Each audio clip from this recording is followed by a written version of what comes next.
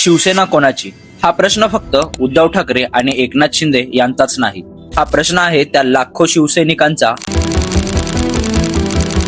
ज्यांनी पक्ष आणि धनुष्यबाण पाहून मतदान केलं होतं. मग राजकीय पक्षाची ओळख ठरते कशी? 2022 ला शिवसेनेत मोठी फूट पडली. एकनाथ शिंदे यांच्या नेतृत्वाखाली 51 आमदारांचा मोठा गट वेगळा झाला. महाराष्ट्राच्या प्रत्येक कार्यकर्त्याच्या मनात प्रश्न निर्माण व्हायला चालू झाले. शिवसेना कोणाची? पक्षाचं नाव आणि धनुष्यबाण कोणाचं? आणि मग 2023 मध्ये शिंदे गटाला धनुष्यबाण चिन्ह मिळाल्यामुळे ठाकरे गटाने या निर्णयाला सर्वोच्च न्यायालयामध्ये आव्हान दिले. मग राजकीय पक्ष म्हणजे नेमकं कोण? आमदार बहुमत, पक्षाची घटना, पक्षाची संघटना की या सगळ्यांचा कायदेशीर समतोल? आता राजकारण बाजूला ठेवा. एका सामान्य शिवसैनिकाचा विचार करा. वर्षानुवर्ष त्यांनी पक्षासाठी निष्ठेने काम केलं, प्रचार केला, पैसा आणि वेळ खर्च केला आणि अचानक त्यासमोर दोन गट उभं राहतात. आम्हीच खरी शिवसेना आणि दुसरीकडे आम्हीच खरी शिवसेना.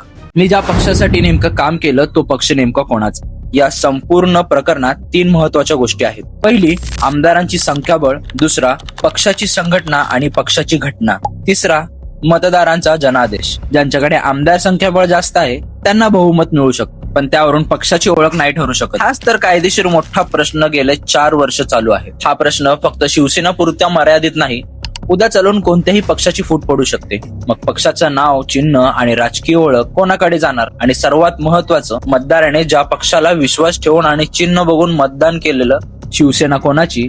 याचं उत्तर ना कोणत्या मतदाराकडे आहे, ना कोणत्या आमदाराकडे आहे, ना कोणत्या कार्यकर्त्याकडे आहे. कायद्याचा अंतिम निर्णय न्यायालय देईल. पण या संपूर्ण प्रकरणामध्ये आपल्याला एक प्रश्न नक्की विचारायला भाग पाडलाय. आपण मत देतो कोणाला? फक्त एका नेत्याला की एका पक्षाला? आणि जर आपण एका पक्षाला मत देत असू तर पक्ष फुटल्यानंतर त्या मताची किंमत कुठे जाते? कारण नेते बदलतात, गट फुटतात, सत्ता पलटते, पण मतदाराचा एक मताचा अधिकार बदलता कामा नये. म्हणून शिवसेना कोणाची हा प्रश्न फक्त एकाच्या शिवसेनेचा नाही. हा प्रश्न उद्या प्रत्येक राजकीय पक्षाचा आहे आणि कदाचित या केसचा अंतिम निर्णय फक्त शिवसेनेचे भविष्य ठरवणार नाही, तर भारतातल्या असणाऱ्या मतदारांचा पक्षाकडे बघण्याचा दृष्टिकोन बदलू शकतो. तुमचं मत कोणत्या पक्षाला असतं ते कमेंटमध्ये नक्की सांगा. आणि भेटूया आपण आपल्या नेक्स्ट व्हिडिओमध्ये.